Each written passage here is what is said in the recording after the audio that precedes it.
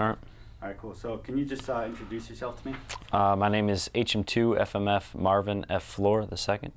Okay. And how old are you? I'm 27 years old. And where are you from? Detroit, Michigan. And what's your billet? I am a hospital corpsman, second class petty officer. I work over at the division surgeon office as the manpower director and command sponsor coordinator. Okay, and what's the higher unit you work for? Division. First Marine Falls Corps? under 1st Marine Division. Okay. And how long have you been in? I've been in 6 years, and in October. Reached Right. 6 years in October. And what high school did you go to? I went to Utica High School. And what city was that? That's in Utica, Michigan, All right, just outside Detroit, Michigan. cool. Your position on the team, on and off the ice? I play right wing. I'm also the captain and co-founder of the team. All right. And how long have you been, or when did you start playing hockey? I started playing hockey when I was a kid. I played inline. We weren't, my parents couldn't afford to send me on the ice. It's really expensive to play. And just to start ice hockey, you're looking at a couple grand, in pads and ice time. So I started playing some inline. I actually started out as a goalie. That was very weird. But, I was a big fan of Chris Osgood at the time. Winning championships with Detroit in 97 and 98. So I was a big fan. So I started around 97, I want to say, 1997. And I played inline all the way through high school and stopped playing after that. I enlisted in 2006. And I didn't really start playing on the ice till maybe, I want to say, 2008. Played like one season. And it wasn't until I got back from Afghanistan that I started playing more often, and that was in 2011 when I started actually hitting the ice consecutively and learning the game a lot better. Okay. So once you got your own funds up from Yeah, the Navy and deploying, you started hitting the ice. definitely. I was able to take some good lessons. Had a lot of good coaches teach me how to play the game. I started out real bad. I was your typical bender, but working with this team, a lot of good players, so they've taught me a lot, and I'm able to teach them a lot too. So it's good stuff. That's good. So when exactly was the team formed? Do you remember a day or even a month? Yeah, I guess I could tell you a day. Well, it was probably. I was actually on my first date with my girlfriend when I asked her, it's I want to put together a hockey team that raises money for charities. I was talking about doing Toys for Tots at first, and she referred me she said, well, I could help you out with that. I got a friend, who works at the Staples Center, and, maybe we could put something together. So I sat on it overnight, and I don't think I slept any. I was just so excited at the idea of putting together a military hockey team. So I was like, you know what, I'm going to follow up on this. So I called a friend of mine, and he was a guy I played hockey with at the time, and he showed me the ropes. And me and him wound up becoming co-founders of Patriots Hockey, putting it together and making that first big event. So. Who did you get in contact with? Oh, I got in contact with, what is his name? Courtney Ports. He's I guess he does ticket sales and stuff like that. And basically we worked out at the Staples Center, yeah. We worked out a deal to where, we sell tickets at, a discounted price. Or, well, we buy them at a discounted price and sell them at a face value. So the difference in that would be, 30 some odd dollars. And that difference would go towards the charity. They were also able to let us set up a table for our first game. And this basically established us as a team. That game was December 12th in 2011. So, being able to set up a table, wearing our jerseys, really distinguished ourselves as a team. And a lot of the people came in and saw the game and saw our jerseys and saw our cause, and it just started snowballing from there. Cool. So how did you get the word out? How did you get players? I'll start off with social media. Started off with a Facebook, Twitter account. Basically generated 2 pages there, and just tried to just basically me and my partner one day. We just sat down and just liked a whole bunch of different military, hockey related, other pages or whatever, and just started clicking like and started liking them, sending messages. Anyone that we could get in touch with. Wounded Warrior Project was what we did our first charity for, so we were able to talk to them. And further on from there, we ran into the Camp Pendleton ice hockey team here, and started working with them, became friends. We actually played our second game against each other, and just continued our work through our social media and the rinks too. The rinks were a big help. Setting up a flyer at the rinks and basically just saying, hey, we're gonna have a tryout this day. If you're military, you're an ice hockey player, come try out, and that sort of thing. Okay. So on day one of Patriots hockey, it was just you and a buddy. Yeah. All right, and then just through the power of social media, that's how you networked. That's how you got your contacts. Yep. And from there, maybe open hockey or anywhere else. Well, we've kind of talked to a couple of the other franchises. We talked to the Detroit Red Wings.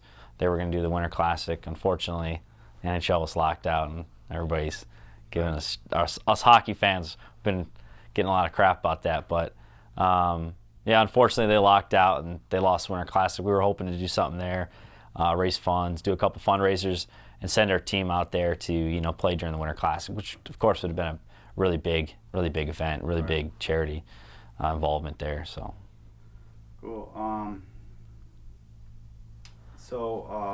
Why'd you want to do it? Well, there was at the time the Camp Pendleton varsity hockey team, but you chose to do another team. Yeah. Well, it kind of started because I got back from my first tour in Afghanistan, and everybody, for those who've been deployed, they kind of speaks for himself. You wish you could do more. Maybe sometimes you wish you could have done less, but through treating Marines and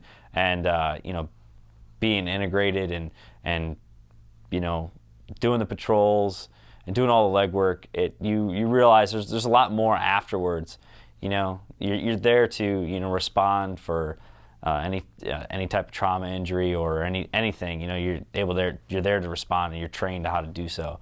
But I realized, I started thinking, and most of the people aren't really trained on what to do afterwards. The extensive care is just ongoing. It's forever, for the rest of that person's life. So you're even just a gunshot wound to a non well, let me say that again. A simple injury could wind up being something that they are taking care of for the rest of their life. So there's not many things in place to facilitate those needs, and the things that are in place, they can't do it all themselves. So I kind of thought, what's something that I love, it'll be easy for me to do, that I could assist those places. And the Wounded Warrior Project was first on my list. All right. So it was like a win-win situation. Yeah. I get to play hockey, but at the same time, I'm doing something, like whatever I do when it involves hockey, it's gonna help out those who aren't able to do the normal everyday things anymore. And it's not just okay, I need a prosthetic, or I need to get X-rays done that I can't afford anymore, or the VA doesn't cover for this, the VA doesn't cover for that. It's more than just that. The families that are spread across the country. You have a Marine coming back, you have a sailor, airman, soldier coming back to the States, and the family may be poor, and they may not be able to just swipe their card and fly across the States to Balboa or Bethesda and see their son or daughter or brother or sister, whatever it may be.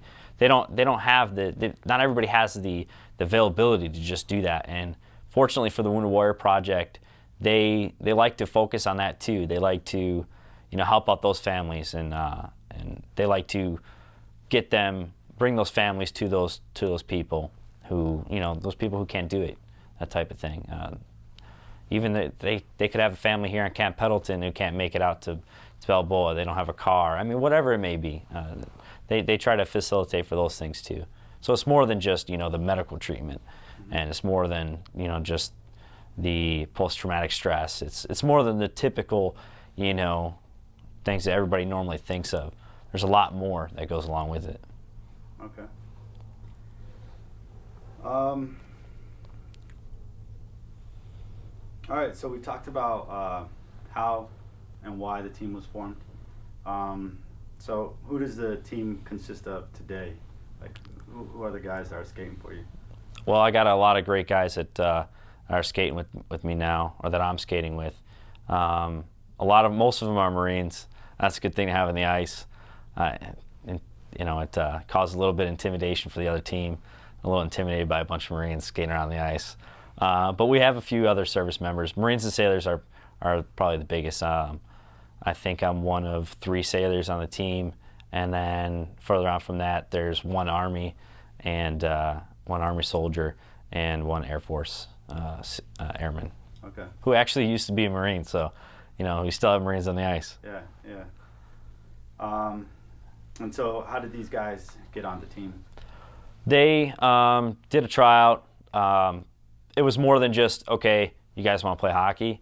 You know, I need more from the players. I need more than just, I need real commitment.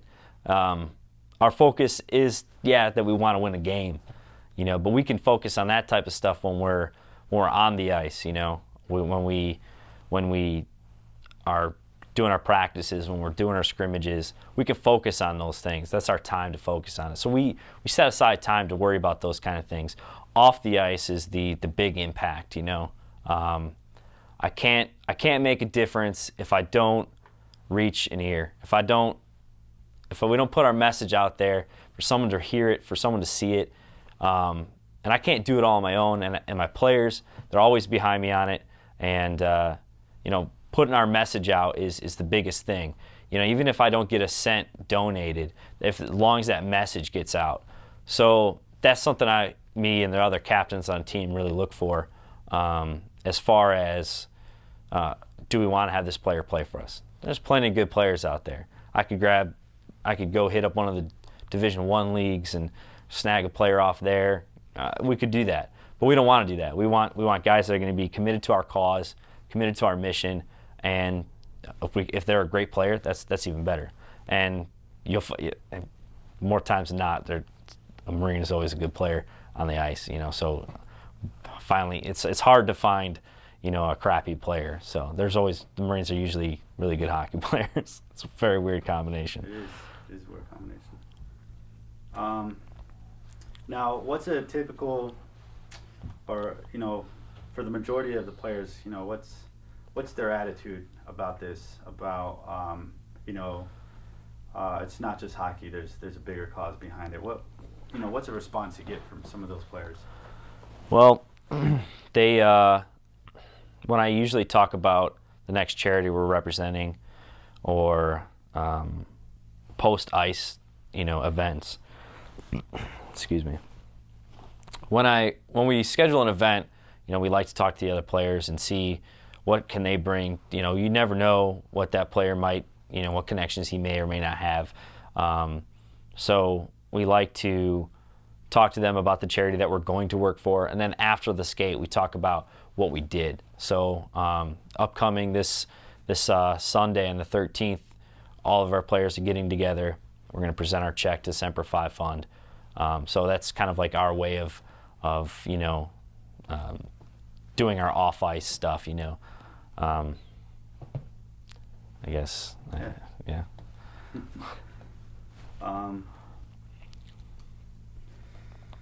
So, is there like a mission, like a set mission, like every week we got to do something for Semper Fi, or, you know, like what's like, how do you create these off-ice events, these charities, raising money?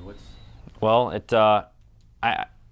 from doing it as often as I have, it starts with booking the event. Okay, so it's kind of like Field of Dreams, you know, build it and they'll come, you know. So I book the event, and then from then on, I get the charity. Our captains and I usually will meet together, and everyone will have an idea and bring, hey, you know what? This time I'd really like to represent this military charity. This time I'd like to represent this military charity, and we kind of weigh, how will it benefit the cause, and how will it in the future benefit our renown? How will doing this event further, sell our idea, and our cause to the public? So we try to consider those things when we choose our charities. So booking the charities or booking the ice is the first thing. Finding the charities is the second thing. And then what do we have to do to make this event successful? What do we need? Logistically, what do we need? What do I need? What type of commitment do I need from the players? Most of the time, if we do it at a large venue like the Citizens Business Bank Arena in Ontario, where the ECHL Ontario Reign play, they've helped us out a lot, and they've given us some pretty sweet leeway. They give us discounted tickets. We sell them at full price. The charity gets a difference. So, that's what we try to.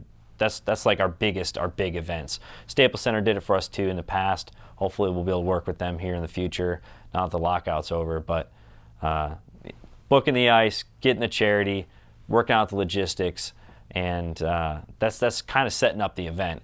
And you want to do every week. You want to do a skate, or you want to in a few weeks you want to maybe a week before you want to have a scrimmage, so your team's going to be ready to play.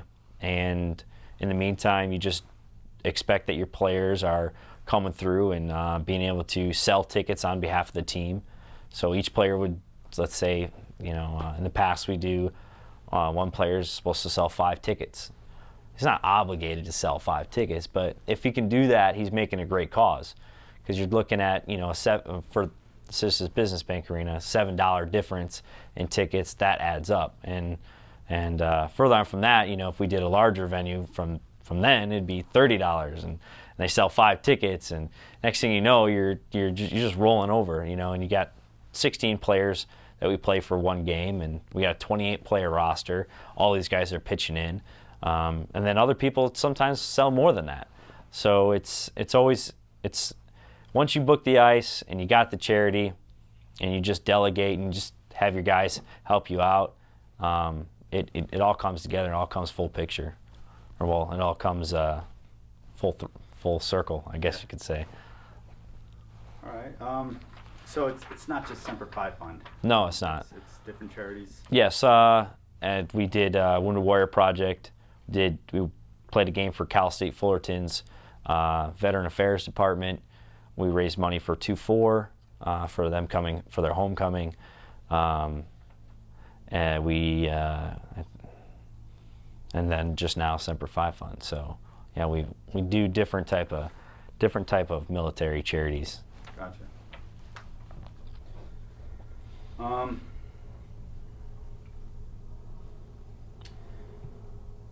So can you briefly you did touch on it a little bit. You don't have to go into detail, but who does the team play? Like, how do you select the teams that Patriots hockey play against? Right. I kind of didn't get to touch on that, but we have a league of players that we're able to contact, of teams. We have a league of teams that we're able to contact, and those are usually firefighter, police department teams, and a lot of them work for county and city. So what we'll do is we'll email them and talk to them, and set up a game with them, playing them for that game. So our last game we played the Ontario Fire Department, and they actually are a pretty good team.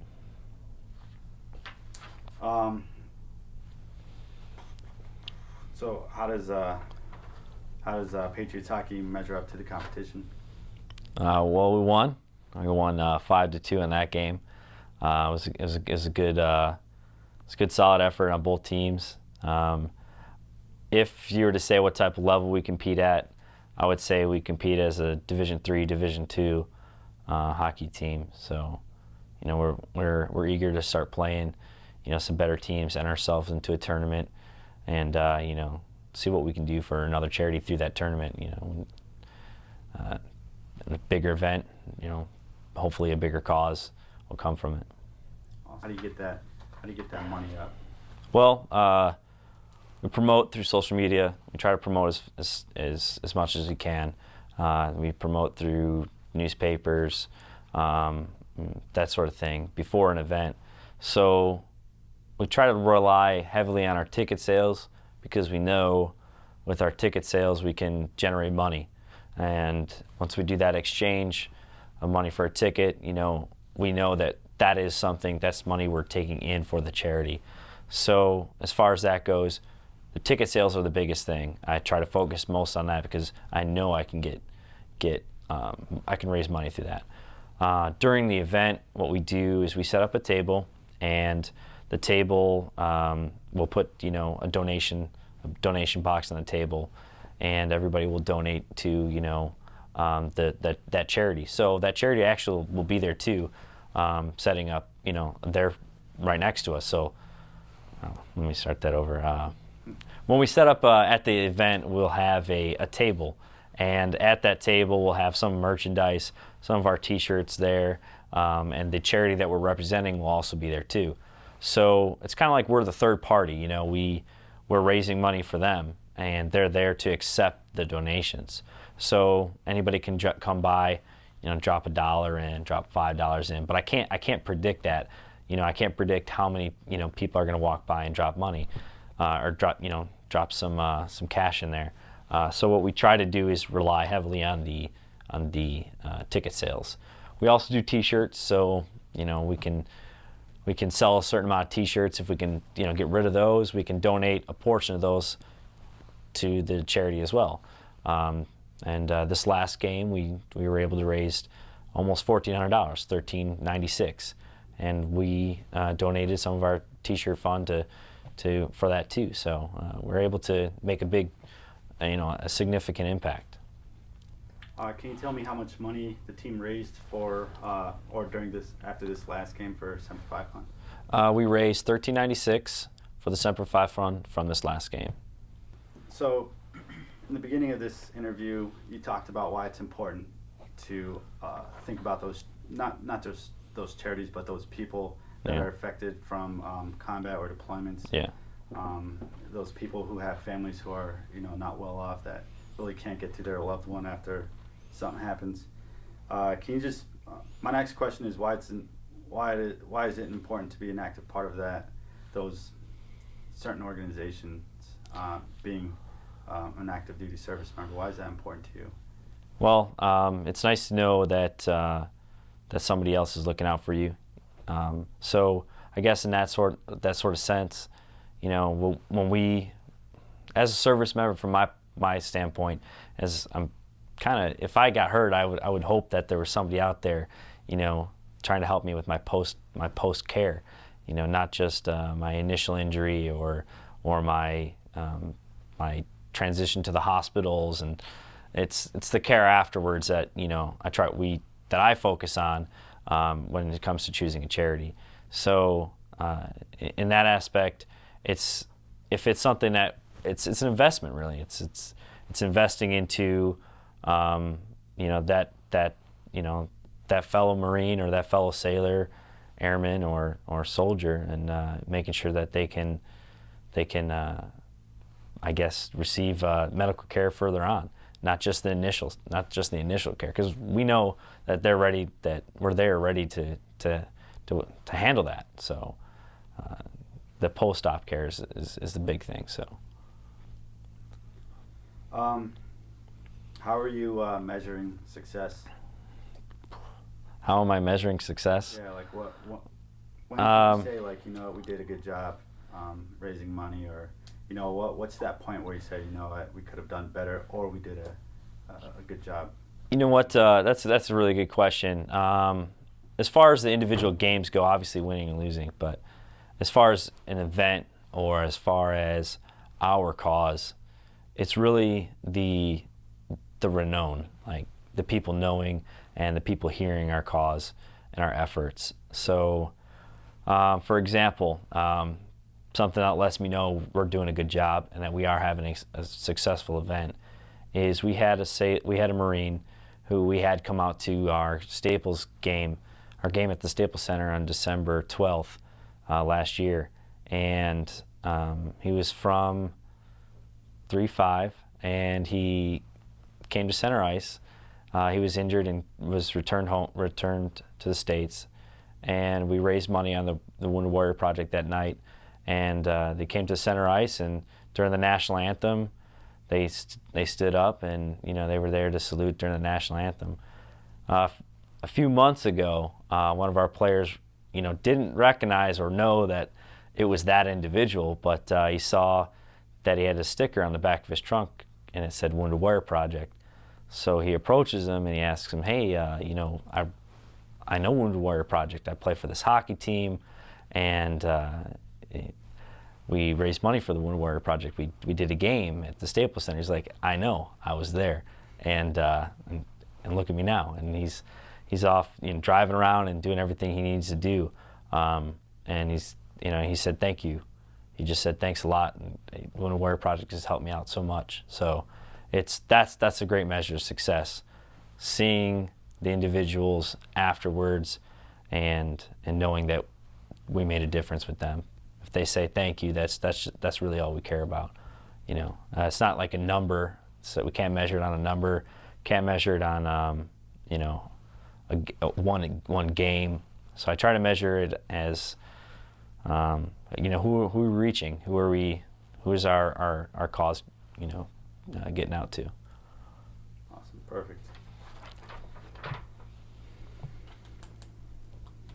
All right, so what's in store for the future? Patriots hockey. The future of Patriots hockey, basically, what we want to do, is keep having our games, our scheduled games, work up to, maybe a tournament or something.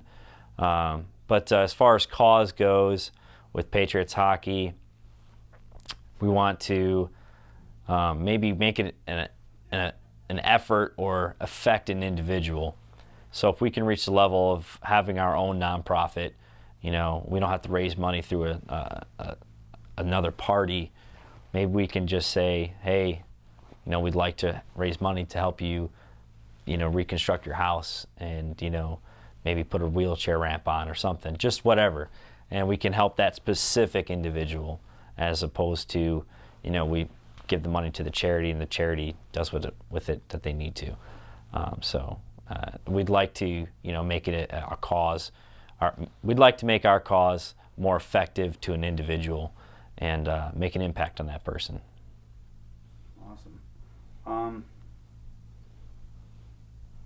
All right, just a couple questions about, I want to ask you this maybe after a practice, while you're in your uniform or your jersey or hockey equipment. What is it about hockey that you like? I like how fast-paced it is, the challenge. Scoring a goal feels great. So scoring a goal in the big game feels good. So yeah, it's hockey. I can't really explain it. Most players, you talk to NHL players, you talk to guys they're in lockout, they're frustrated because they're not playing hockey. Most of the players could care less about the pay sometimes. Well, maybe not all of them, but playing hockey, I can't really describe it. It's different from football or basketball or baseball. It's a tough sport. It can be very tough on you. The people you're playing against can be tough on you. But it's fun because you can be just as tough. You can be, as much as you get, you can give back, and it's a good sport. It's fast. It's fun.